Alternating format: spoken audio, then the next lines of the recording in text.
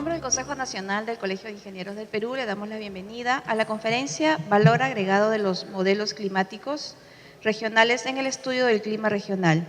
Para dar inicio a nuestro programa, saludamos a nuestros invitados de honor, a la ingeniera Luisa Ulloa, gerente del Colegio de Ingenieros del Perú, a nuestro expositor de esta noche, el doctor William Cabos Narváez. Bienvenido. Igualmente, saludar a nuestro colaborador, el doctor Modesto Montoya, quien ha hecho posible la realización de esta conferencia. Aplausos, por favor.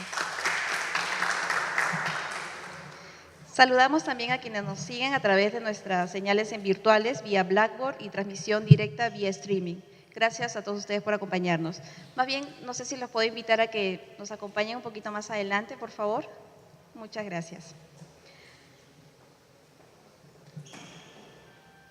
Bien, para dar inicio, invito a nuestra gerente, la ingeniera Luisa Ulloa, para las palabras bienvenidas, por favor.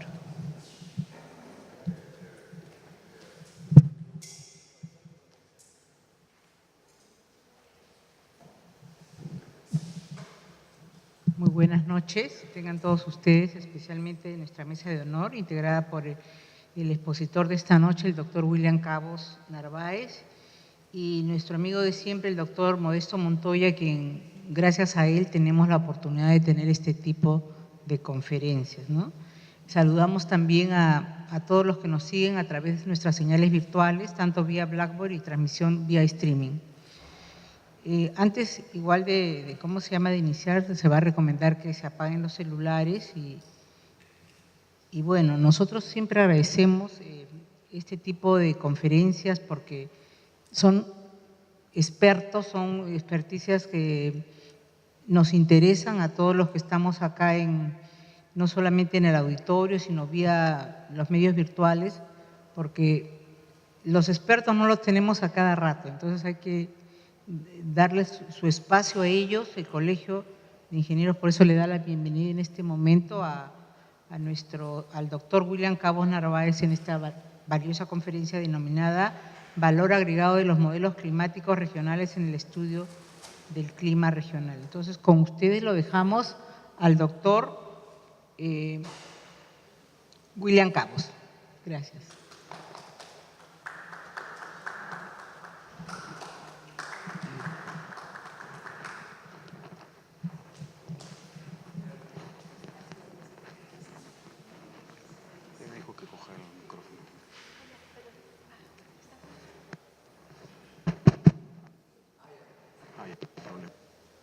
Buenas noches. Buenas noches. Bueno, soy William Cabos y les voy a hablar del objeto de mi estudio, que son los modelos climáticos regionales y cuál es la utilidad que ellos nos proporcionan en el estudio del clima.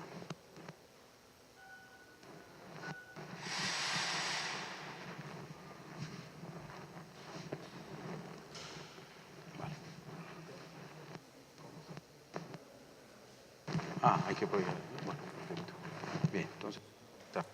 Bien, entonces lo que voy a hablar es un poco definirles qué entendemos por modelos climáticos, entre ellos modelos climáticos, y también cuál es el valor añadido de los modelos climáticos regionales.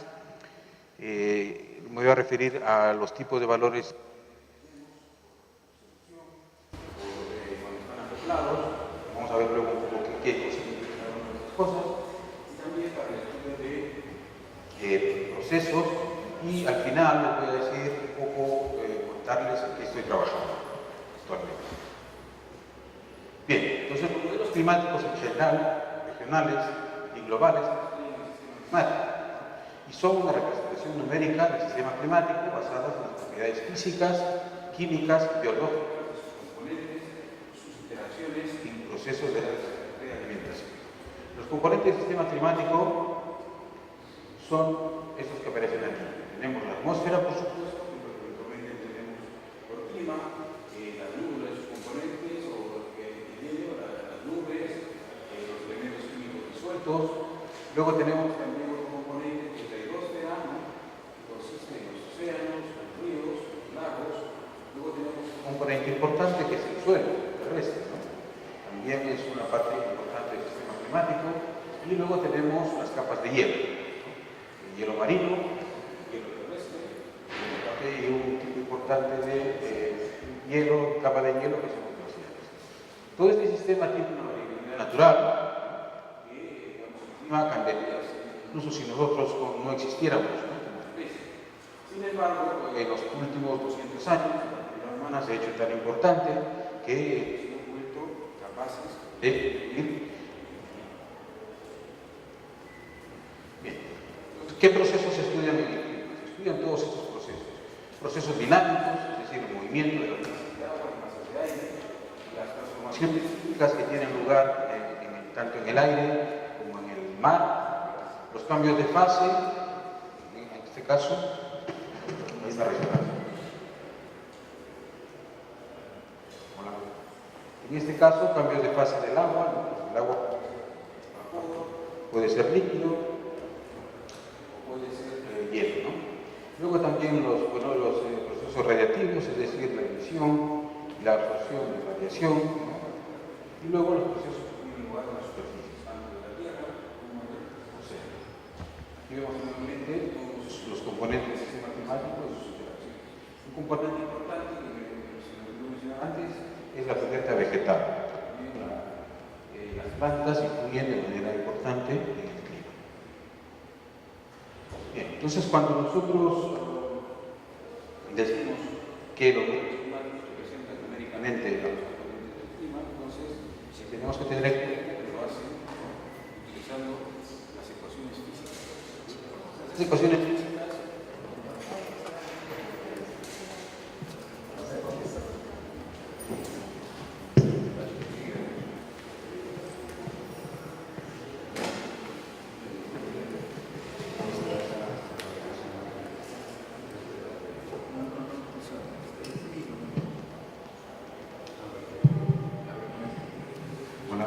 ahora sí, escucho.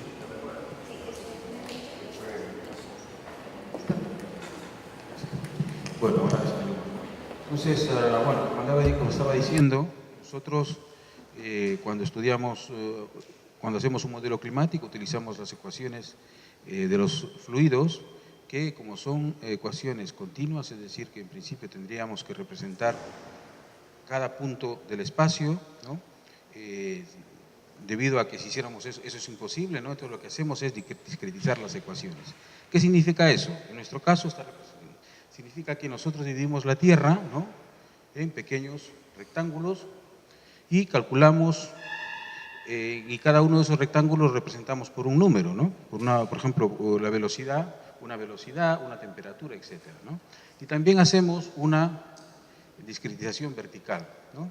De esta manera nosotros discretizamos y una vez que discretizamos ya con métodos numéricos, ¿no?, podemos ver las ecuaciones correspondientes.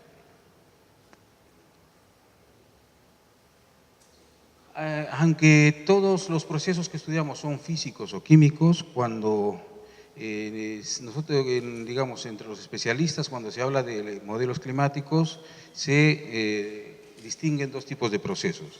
Uno son los procesos dinámicos, ¿no?, que nos describen el movimiento de los fluidos con las ecuaciones Navier-Stokes, las leyes de termodinámica, la ecuación de continuidad y el transporte de trazadores.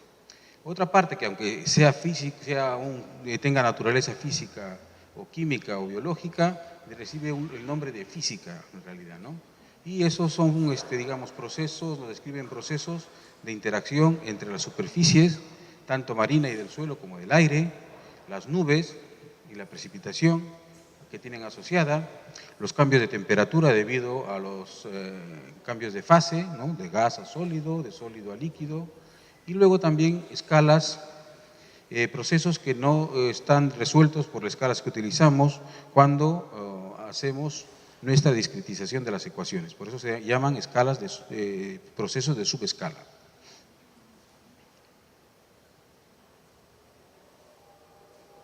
Bien, entonces también igualmente como se hace con la atmósfera, se hace con el océano.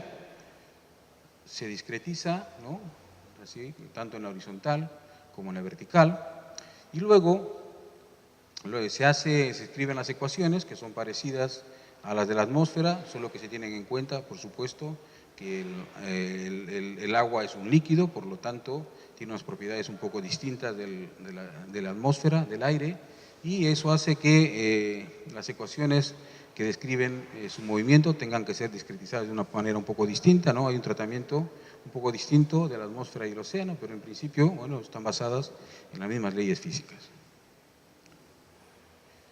Otro componente importante es el suelo, ¿no? El suelo y la vegetación. La vegetación también influye en el clima, ¿no? Porque, entre otras cosas, absorbe el agua que cae, ¿no? También absorbe el agua del suelo y hace sombra, de manera que, por ejemplo, como está representado aquí, si la temperatura es suficientemente baja, ¿no? El sol no es capaz de derretir la nieve si tenemos las hojas de los árboles que la protegen del sol directo a la nieve, ¿sí? Esto es la discretización vertical del suelo, también todo tenemos que discretizarlo, ¿no? No solo el aire y el agua, sino que también el suelo, ¿vale? Bien. Luego, cada uno de estos componentes está acoplado, ¿no? Eso significa que las ecuaciones que describen a la atmósfera y las que describen al océano se hacen de tal manera que se tiene, digamos, se escriben unos algoritmos que permiten el intercambio de energía, momento y también masa, ¿no? Entre la atmósfera y el océano. Estos son los dos principales componentes, pero también hay otros componentes. Ahora, últimamente, los modelos de última generación tienen en cuenta el ciclo de carbono, de los nitratos, etcétera, ¿no? Entonces, cada vez de la bioquímica, cada vez se están haciendo los modelos más complejos. Bien, entonces, ¿para qué sirven los modelos climáticos? Los modelos climáticos tienen dos utilidades importantes. Una, que nos permiten entender los procesos que tienen lugar en nuestro medio, en el medio en que vivimos, tanto en el agua, o sea, en el océano, como en la atmósfera, ¿no? Y además nos permiten ver cómo era el clima en el pasado, ¿vale? Siempre hay interés de eso, y luego también nos permiten ver cómo sería el clima en el futuro si se cumpliera algunos de los escenarios que han sido determinados por el panel internacional de cambio climático. En esta figura están representados 3 escenarios, ¿no? Eso quiere decir, ¿qué significa escenario? Pues, por ejemplo, si la gente, en este caso, que es menos negativo, ¿no? ¿Qué pasaría si la gente no deja de emitir muchos contaminantes, ¿no? Deja de emitir menos, deja de emitir, y entonces este es un escenario optimista, ¿vale? Entonces la Tierra se calentaría, pero menos, ¿no? Se calentaría solo hasta 2,5 grados. Este es el escenario más negativo, más pesimista, y entonces en este caso la Tierra se calentaría más. Pero nosotros esto lo podemos hacer solos con ayuda de los modelos climáticos. Esos modelos climáticos, ya. Esos modelos que, bueno, entonces, aquí me refería a los escenarios. Los escenarios son, digamos, suposiciones, ¿no? Suposiciones fundamentadas por expertos de cómo va a aumentar el efecto que causamos en el clima con el tiempo, ¿vale? Es un efecto acumulado, como ven. Y entonces por ejemplo, es un nuevo escenario, ¿no? El que presenté anteriormente eran del informe anterior, en el cual se supone que ahora nosotros ejercemos un forzamiento sobre la atmósfera equivalente a 2 vatios por metro cuadrado. Pero con el transcurso del tiempo, en este escenario, ¿no? Hacia el 2100, llegaremos a los 8,5 vatios por metro cuadrado. Ese es un escenario pesimista. Tenemos el otro escenario optimista, en el cual, si las cosas se hacen bien, ¿no? Entonces llegaremos a un forzamiento de 2,6 vatios por metro cuadrado hacia el 2100, solo un poco más alto que el actual. Bueno, entonces los modelos con el tiempo han ido evolucionando. Cuando se hizo el primer informe, ¿no? la resolución típica de los modelos eran de unos 500 kilómetros. O sea que cada rectángulo en el que discretizábamos la atmósfera tenía de lado 500 kilómetros. En el segundo ya aumentaron, la resolución aumentó y ahora eran 250 kilómetros, luego en el tercero 180, en el cuarto 110, en el quinto más o menos por el estilo, no aumentó mucho la resolución, pero los modelos se hicieron más complejos y ahora en el sexto que se está preparando va a aumentar la resolución un poco, ¿no? Hasta unos 80 kilómetros. Sin embargo, incluso esas resoluciones desde 100 kilómetros, 80 kilómetros, no son suficientes para estudiar ciertos fenómenos de interés regional y local. Por ejemplo, aquí tenemos una representación del mar Báltico en un modelo global, ¿no? En el cual cada lado del rectángulo representa unos 250 kilómetros.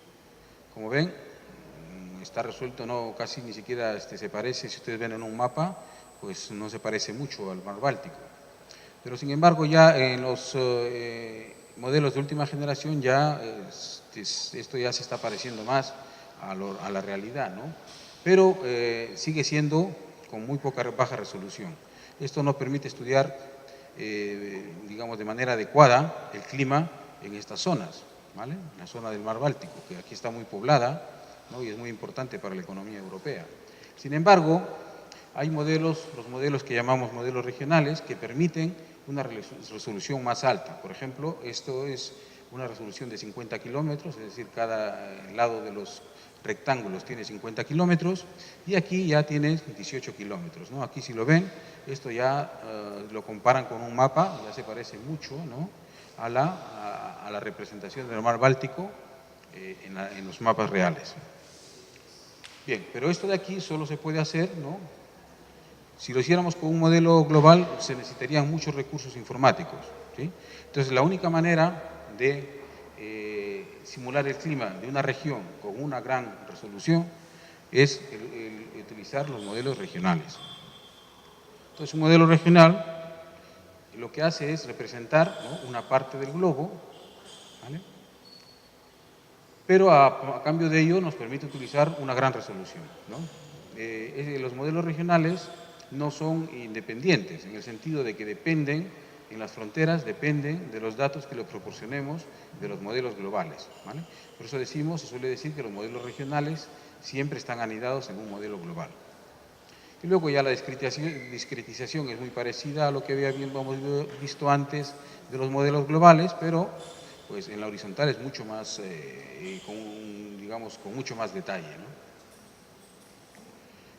Ahora podemos ver en esta película, en esta animación, a lo que me estoy refiriendo de los modelos regionales.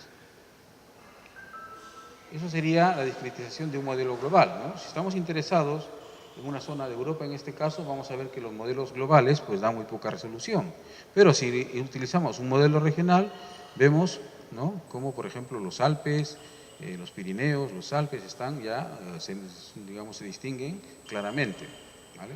Los modelos globales no son capaces de hacer eso, de representar eso.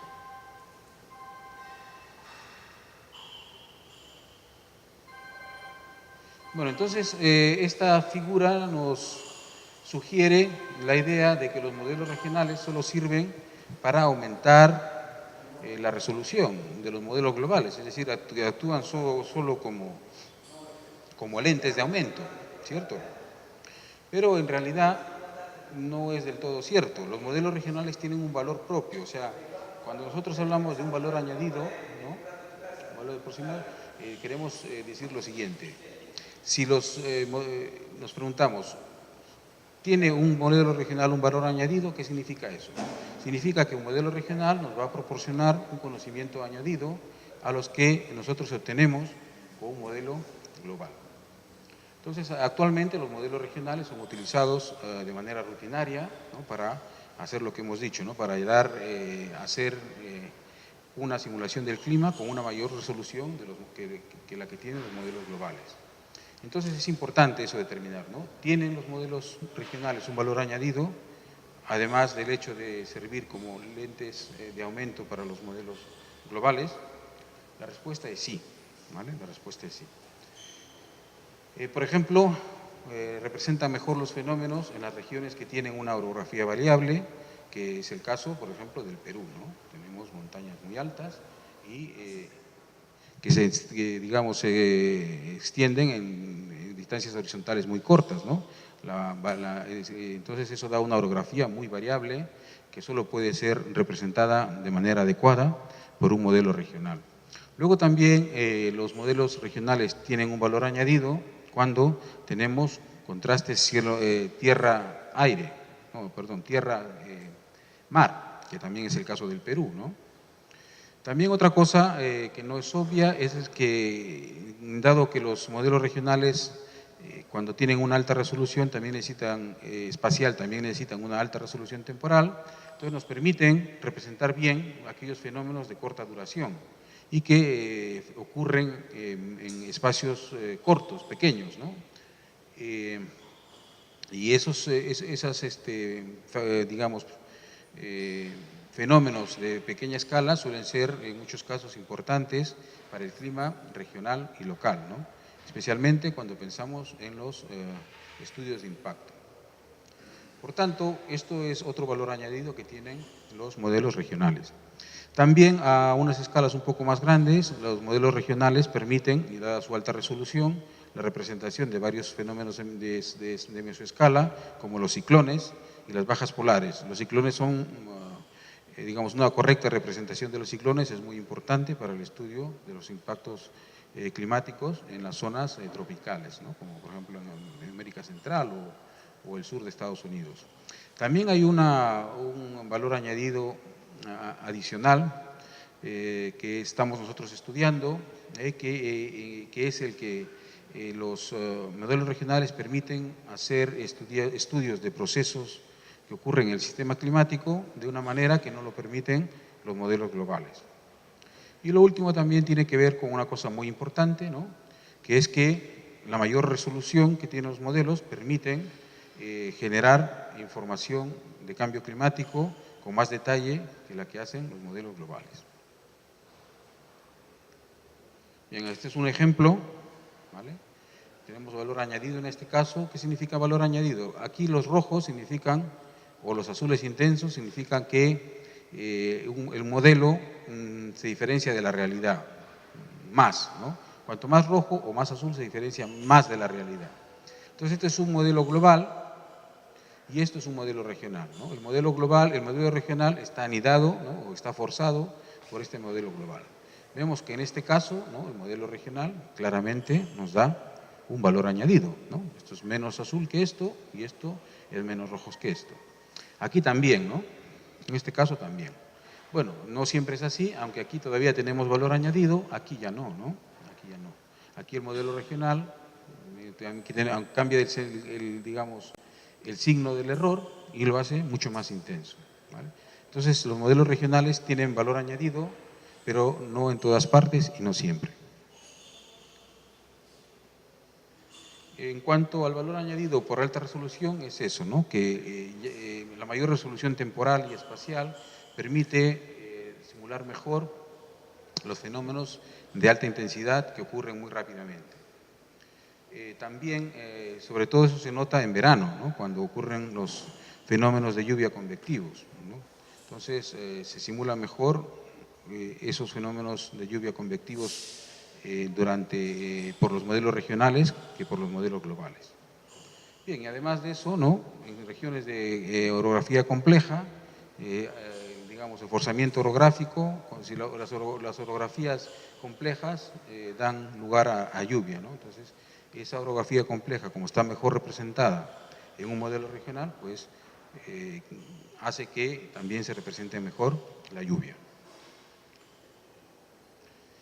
Bien, el modelo que nosotros utilizamos en nuestros estudios se llama REM, ¿vale? Es un modelo digamos, de estado del arte, ¿no? Y que tiene estas características, entre ellas, pues lo que nos interesa para, digamos, describirlo es que fue desarrollado en el Instituto Max Planck de Meteorología de Hamburgo, ¿no? Y que, pues, ha sido utilizado en muchos estudios, ¿no? Uno de ellos es este, ¿no? En el que yo he participado, que que pretendía o cuyo objetivo era describir la evolución del clima en el futuro en la península ibérica, ¿no? Se utilizaron 4 modelos, ¿no? Todos modelos, digamos, del estado del arte, y entonces se compararon sus resultados, ¿no? Podemos aquí nuevamente, o muy rojo o muy azul, significa que el modelo no simula bien o simula peor el clima observado, ¿no? Entonces podemos ver que nuestro modelo no es de los peores, ¿no? Este es peor, o sea que también aquí en este caso es mejor que todos los demás, ¿no? Entonces, nuestro modelo es un buen modelo, ¿no? Tampoco es que es siempre mejor que los demás, los modelos son más o menos equivalentes, pero muchas cosas las hace mejor que otros modelos, ¿no? Lo mismo, este gráfico representa la simulación de los extremos climáticos, periodos de lluvia intensa, periodos largos de alta temperatura o periodos largos de baja temperatura. Todos existen una serie de índices que llamamos, ¿no?, que nos describen los fenómenos extremos del clima. Y aquí podemos ver que casi todos los modelos describen bien esos eventos extremos. El rojo significa que el modelo, cuanto más rojo, mejor simula el modelo, ¿no? Sabemos que todos los modelos pues los hacen bien. El modelo REMO, nuestro modelo, no es de los peores, ¿no? Aunque vemos también que los modelos tienen algunos fallos, ¿no? Esto de aquí, estos amarillos, significa que digamos, la correlación entre lo que simula el modelo y las observaciones es pequeña, ¿no? Bien, entonces nuestro modelo de REMO, que es puramente atmosférico, ha sido acoplado al océano. Entonces ahora tenemos un modelo que simula tanto la atmósfera como el océano. Ese modelo tiene las características de que la atmósfera es regional, es decir, tiene un área limitada, mientras que el océano es global. ¿Por qué se hizo esto? ¿Por qué lo hemos hecho así? Porque hasta hace poco, ¿no?, las condiciones de contorno para el océano eran difíciles de conseguir. Entonces, para evitarse ese problema de las fronteras, ¿no?, se decidió que el modelo oceánico tendría que ser global. Otra razón es porque los modelos oceánicos son más baratos, ¿no? Es decir, necesitan menos recursos computacionales. Por lo tanto, cuando corren en paralelo, ¿no?, porque tienen que correr en paralelo cuando están acoplados, pues no se usan mucho más recursos de lo que necesita el modelo regional atmosférico. Entonces aquí tenemos que el modelo regional atmosférico intercambia información con el océano en esta región, en tanto que fuera de ella, ¿no?, nuestro modelo oceánico está forzado por el modelo global. Eso también permite una mejor simulación del clima en esta región, ¿vale? Es una de las características que hace que nosotros, tanto el acoplamiento como el hecho de que usamos un modelo global, sí, como que usamos un modelo global, es que, bueno, sí, que un modelo global, pues hace que tengamos una mejor simulación del clima. Este modelo acoplado ha sido utilizado en muchas regiones del globo, como ven, casi todo el globo, excepto la Antártida. Lo único que nos falta es la Antártida. Últimamente, esto es los últimos estudios que estamos haciendo, ¿no?, y estos dominios pues sirven para simular, tienen como objetivo simular el clima en esta región. Pero también hemos decidido utilizar uno de estos dominios, para simular el clima, ¿no?, en la región de Perú. ¿Ven? Perú está en el interior, ¿no?, y esas simulaciones van a ser utilizadas en un proyecto al que luego me voy a referir. Bien, entonces aquí vemos un ejemplo de lo que simula nuestro modelo. Aquí estamos viendo cómo se simulan los huracanes, ¿sí? En los modelos se generan huracanes y estos pues evolucionan. Estos son algunos de interés, ¿sí? Miren, síganle la huella, síganle a este.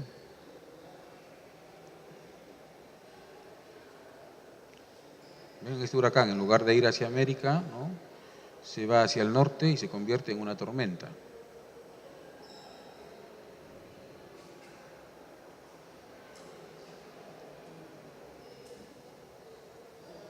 Luego aquí se está generando otro, ¿vale? Este huracán lo que hace también es ir hacia las latitudes altas, ¿no?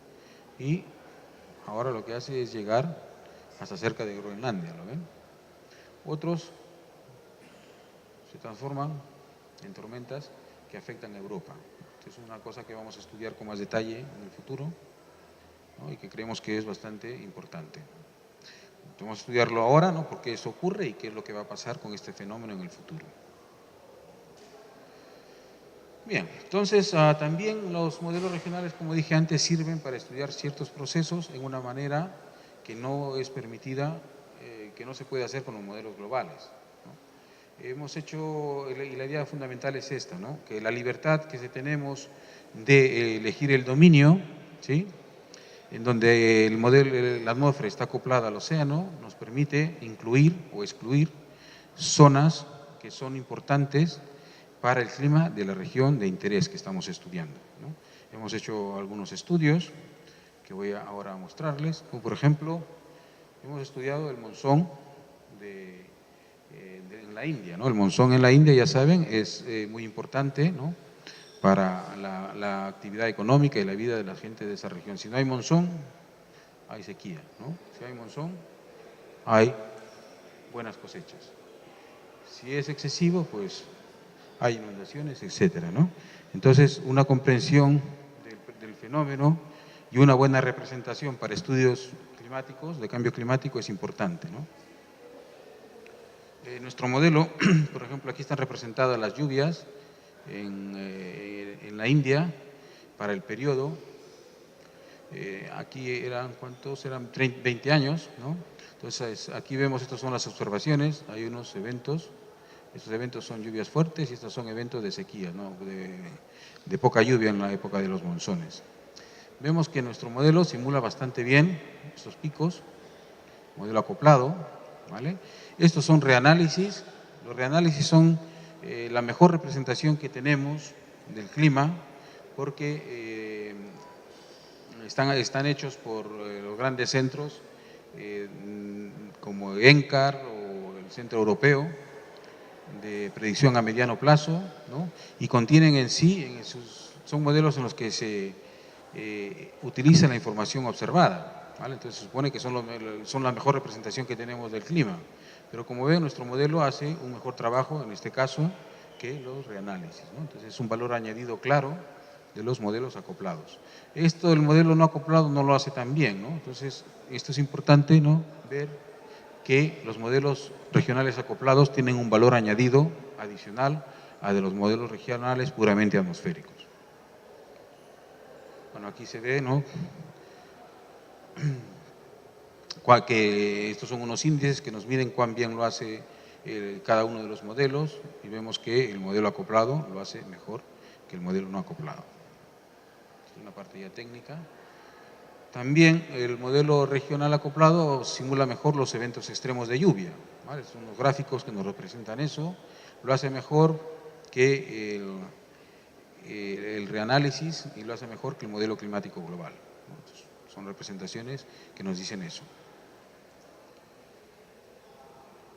También el modelo regional acoplado hace muy bien, representa muy bien la diferencia de la precipitación estacional, ¿no? Esta es la precipitación en la época del monzón, ¿no? Y vemos que en promedio es la climatología, el modelo regional acoplado, que es el RON, lo hace mejor. Entonces, este es una muestra de valor añadido, ¿no? De la representación del clima por los modelos acoplados regionales. También hemos hecho algunos estudios de procesos, ¿vale?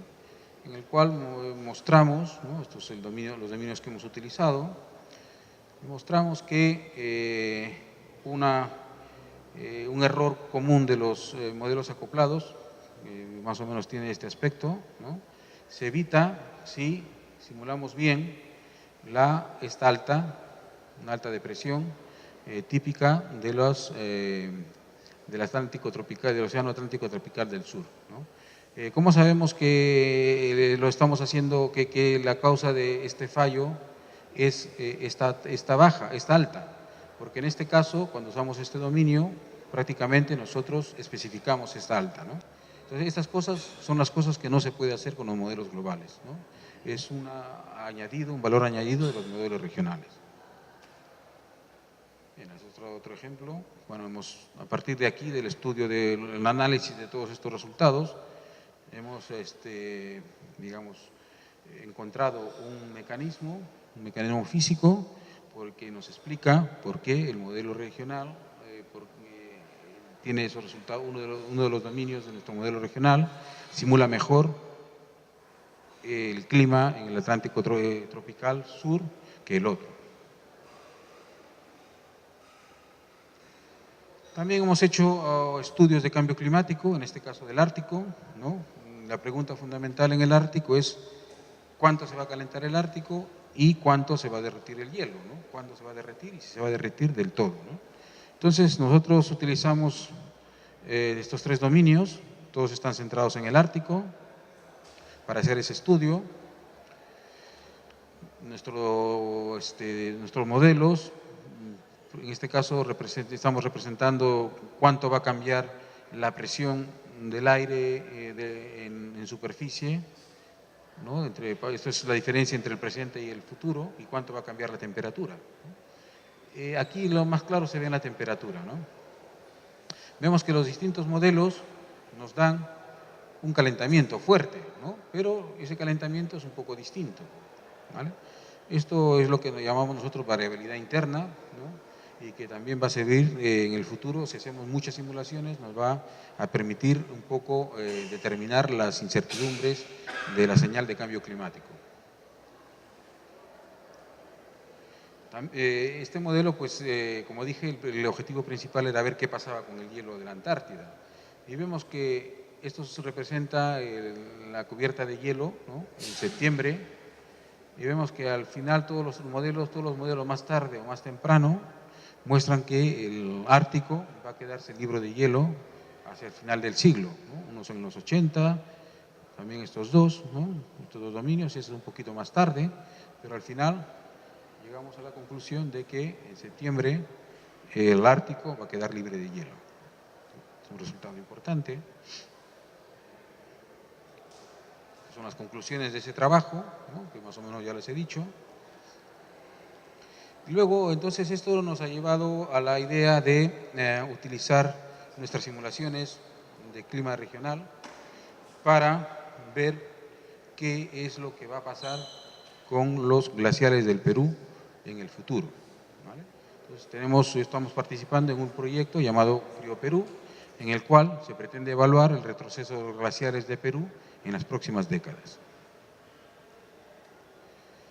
Este proyecto tiene 2 partes, una de trabajo experimental, que va a ser hecho por glaciólogos, ¿no? De hacer mediciones de la capa de hielo, en los distintos glaciares que entran en las regiones de estudio, y nosotros vamos a hacer un modelado, ¿no? Vamos a modelar el clima del futuro, utilizando los modelos regionales REMO, que les recuerdo que es un modelo atmosférico puro, y el ROM, que es un modelo acoplado, atmósfera-océano. Esto, además de los objetivos del proyecto, es una de las primeras contribuciones que hay, ¿no? Al estudio, a la generación de datos climáticos regionales para, por ejemplo, el estudio del cambio climático en el Perú, ¿no? Pero además de ello, nosotros vamos a hacer un nuevo modelo que va a modelarnos cómo va a evolucionar la cubierta de hielo, con este modelo que se llama PISM, ¿no? Y ese modelo va a ser forzado por los datos climáticos regionalizados que nosotros vamos a obtener con los modelos regionales. Y luego, finalmente, todos esos resultados van a ser analizados, ¿no? Para diagnosticar y hacer proyecciones del impacto del cambio climático en los glaciares. Este es el modelo que vamos a utilizar, ¿no? Es un modelo que describe procesos físicos que ocurren en los glaciares, pero de manera un poco resumida, ¿no? Eso se hace para que esos modelos glaciares puedan tener una resolución muy alta, entre otras cosas porque los glaciares en Perú tienen extensiones no muy grandes, ¿no? Entonces necesitamos una resolución alta. Este modelo es bastante eficiente desde el punto de vista computacional y nos va a permitir hacer el estudio de esos glaciares con una resolución adecuada. Este es un ejemplo, no es de nuestro trabajo porque todavía no hemos hecho nada, recién estamos comenzando a utilizar este modelo, pero es para que vean que ha sido utilizado, esto es en Groenlandia, ¿no? Estas son las características del modelo que se necesita para correrlo, se necesita darle un espesor inicial de la capa de hielo, entonces con este espesor comenzamos las simulaciones, necesitamos algunos datos del lecho rocoso, ¿no? Y también esto de aquí necesitamos para que la capa de hielo evolucione, necesitamos darle la precipitación y la temperatura, ¿no? Eso de ahí, estos datos van a ser proporcionados por nuestro modelo climático regional. Bien, entonces en la salida del modelo tenemos la evolución temporal de la capa de hielo, ¿no? La velocidad de las masas de hielo en la superficie y la velocidad de las masas de hielo en el fondo. Aquí vemos, en este caso, en esta figura vemos un ejemplo de la aplicación de este modelo al estudio de masas de hielo en otra región del planeta. En este caso es una isla de Nueva Zelanda que tiene una cordillera, ¿no? Entonces, con este modelo se ha podido encontrar qué pasó en la última glaciación, el último máximo glacial, ¿no? El estudio se hizo de tal manera que nosotros no sabemos cómo era el clima en el pasado, ¿cierto? Entonces se buscaron se hicieron pruebas, ¿no? Viendo, por ejemplo, si suponemos que el clima en esta época era 5 grados más frío y había menos precipitación o más precipitación, ¿no? Entonces, corriendo el modelo se veía cómo se comportaba el hielo, ¿sí?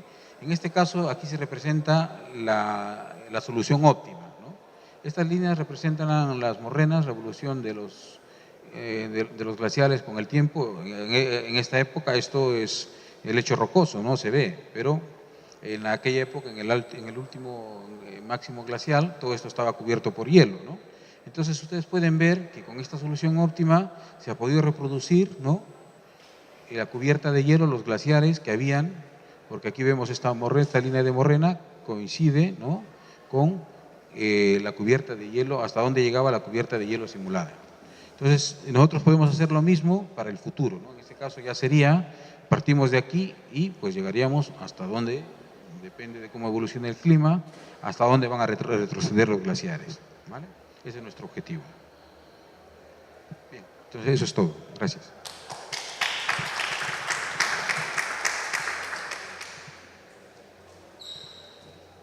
A ver, las preguntas, por favor. ¿Qué tal si te pones aquí? Te van a escuchar mejor, William, porque el micro no funciona muy bien, que digamos. Preguntas, amigos. Primero, doctor Gómez, para felicitarlo por su brillante exposición. Y yo tenía una consulta respecto al tema de los modelos, básicamente en Perú. ¿Se han hecho anteriormente algún tipo de análisis, evaluación para, digamos, para nuestra zona o para Sudamérica?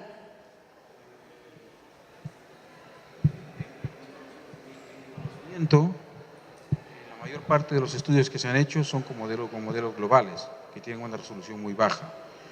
Existe un proyecto, digamos, llamado Cordex, en el cual se han hecho simulaciones regionales con una resolución de 50 kilómetros. Nosotros hemos hecho simulaciones de 25 kilómetros. En este caso es importante tener la mayor resolución posible. Entonces, en ese sentido, en cuanto a la resolución, podemos decir que nuestro trabajo es pionero y creo que va a permitir una mejor evaluación del clima. Y la otra consulta es que yo me imagino que en el análisis, cuando vean el tema peruano, tendrán que tener en cuenta el fenómeno del Niño, que es tan importante, digamos, para la costa peruana, o de la manera que influye, digamos, a nivel de toda la costa. Sí, por supuesto que se tiene en cuenta. Bueno, está bien. En principio, o en nuestro caso, la zona en que se origina el Niño queda fuera del modelo regional, ¿no? Entonces, a través de las condiciones de contorno, la señal del Niño entra en nuestra región. Entonces sí que, y además, cuando utilizamos el modelo acoplado, ¿no?, el fenómeno del Niño, que tiene lugar fuera de la zona de, digamos, de simulación, influye en el océano, ¿no? Entonces tenemos también la señal a través del océano, la señal climática del Niño. Entonces es una cosa que tenemos todavía que estudiar, porque recién se está comenzando a analizar los resultados, pero vamos a ver qué bien lo hace el modelo, qué tan bien hace esas simulaciones.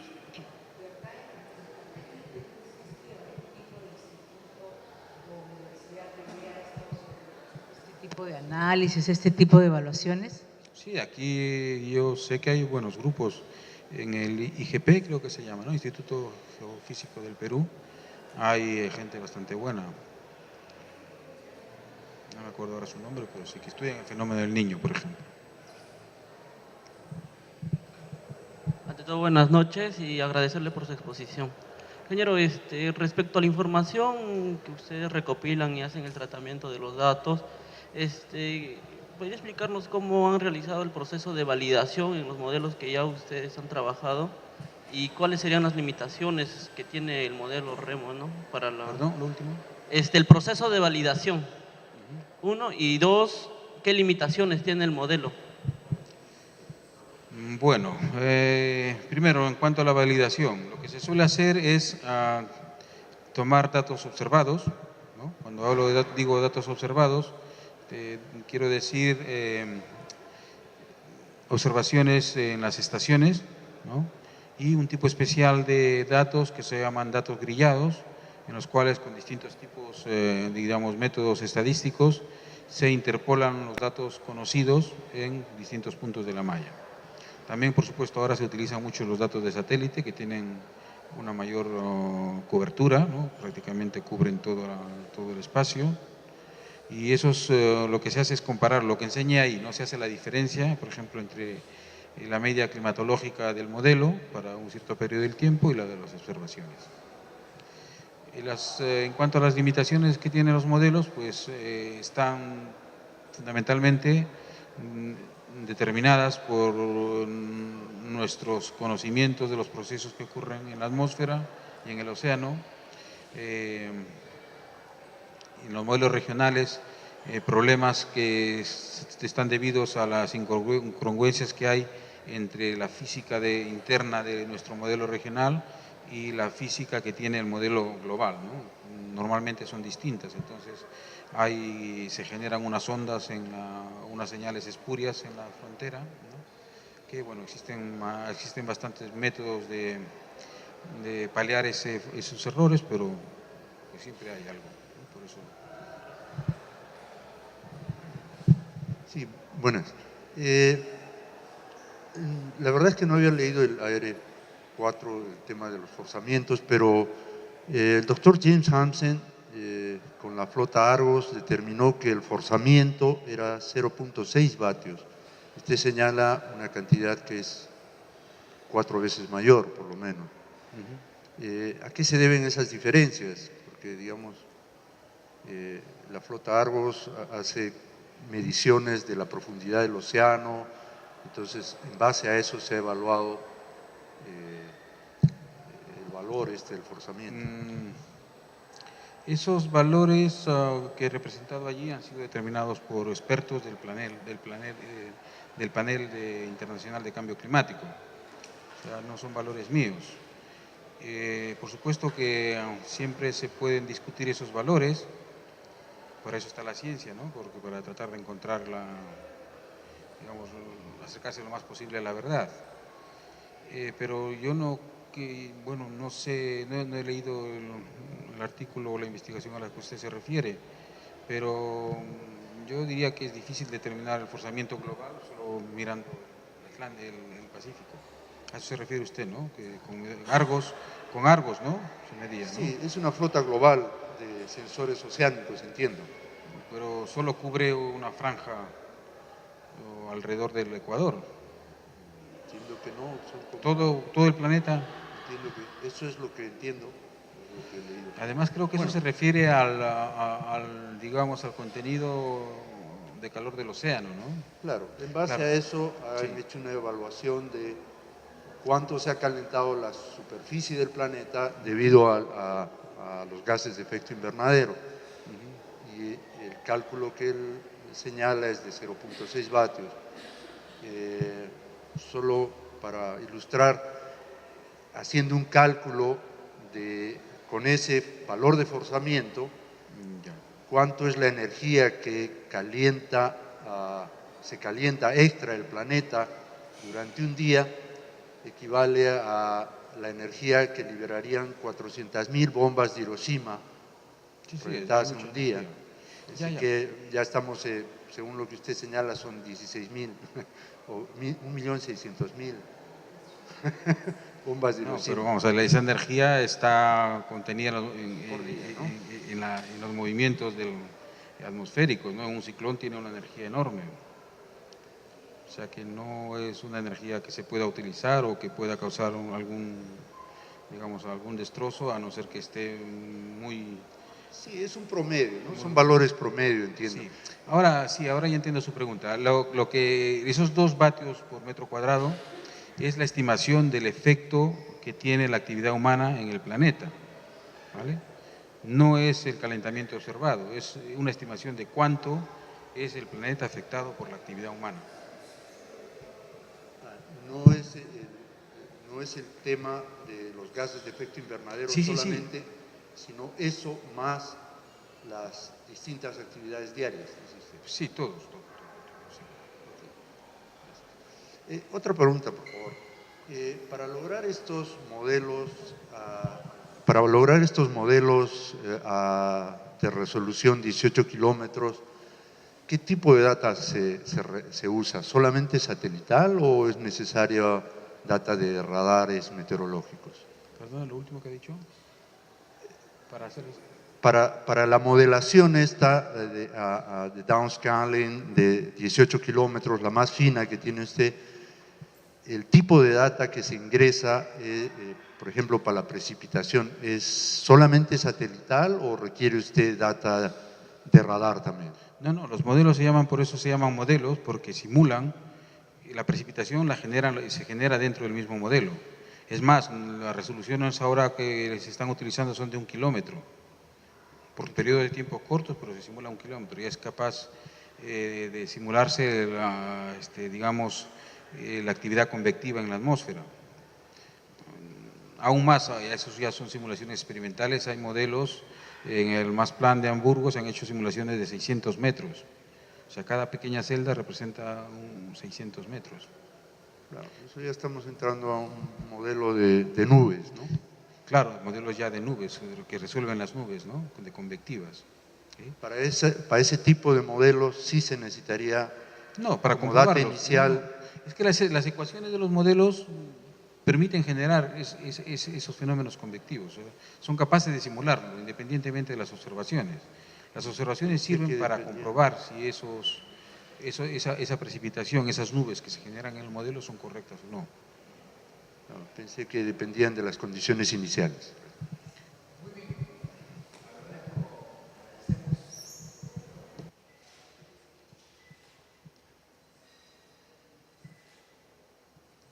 Muchas gracias, señor decano. Muchas gracias, doctor Cabos, muy amable por todo. Gracias a ustedes por acompañarnos. Un caluroso aplauso, por favor, para despedir a nuestro